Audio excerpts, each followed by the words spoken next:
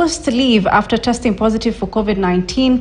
Yoweri Museveni, who has ruled Uganda since 1986, said on Twitter he was experiencing mild symptoms as he goes into isolation, while 2 of 3 samples collected from him earlier in the week tested negative. One returned a positive result, he said in a statement on Thursday.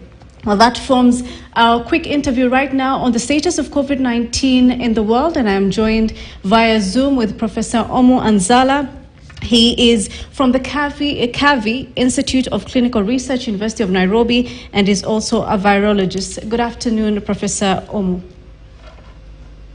Afternoon to you. Very good for having me. Thank you for making time. Let's just start with, of course, what is the current status of COVID-19 in the world right now? I mean, we do know that World Health Organization said that it's no more a public health emergency. So what is the current status at the moment?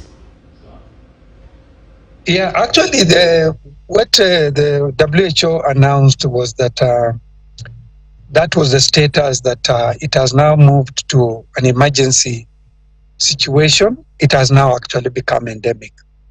What the public should know, and it's not surprising that the Ugandan president got COVID, SARS-CoV-2 infection.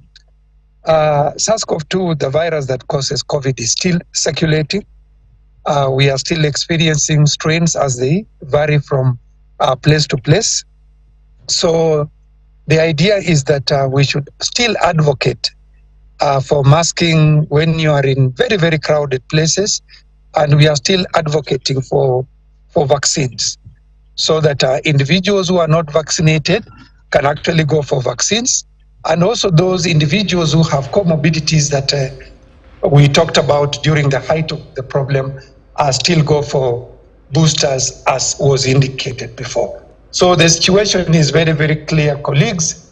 COVID, SARS-CoV-2 has not gone away, and it's unlikely to go away anytime soon. It's actually going to remain endemic.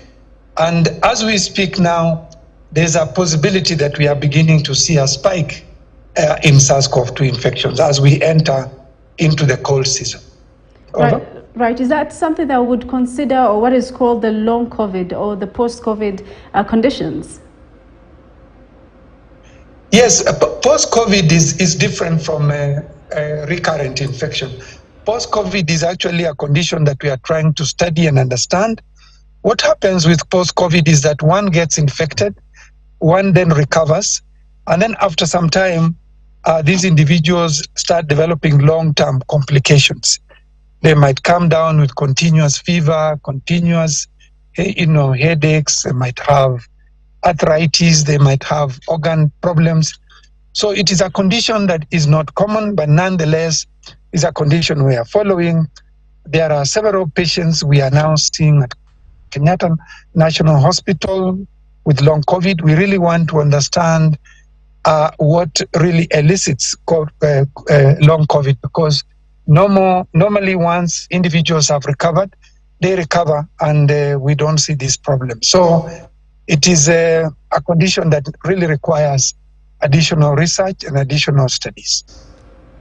Right, thank you for that. Just finally, are there any misinformation, disinformation now with regard to COVID-19 anymore? Yes, actually the whole issue was the information that emanated from WHO, which said that SARS-CoV-2 and COVID infection is now not a public health emergency. What that was actually meant to indicate is that we are not seeing the morbidity, we are not seeing the mortality and the morbidity that we were seeing at the height of infection. But nonetheless, COVID has now become endemic, just like influenza. We need to continue with surveillance to know exactly who is getting infected. We need to know the strains of the virus that is actually circulating. We need to encourage people to go for recurrent vaccination, because with endemicity, even if you have been vaccinated, you might still get infected with a new strain. And the surveillance for us is still going on to actually know what is circulating within the country, what is circulating where. I can tell you here and now, there are still research on the next generation SARS-CoV-2 vaccination that is actually still ongoing, because we actually want to be able to ensure that we can actually get the best vaccine that can actually be able to prevent recurrent infection. Because once you are infected with one strain, you develop immunity to it, you get vaccinated. But if there is an emergence of a new strain, there's a likelihood that you can still get infected. So research on SARS-CoV-2 is still ongoing. Discovery for better new generation vaccine is actually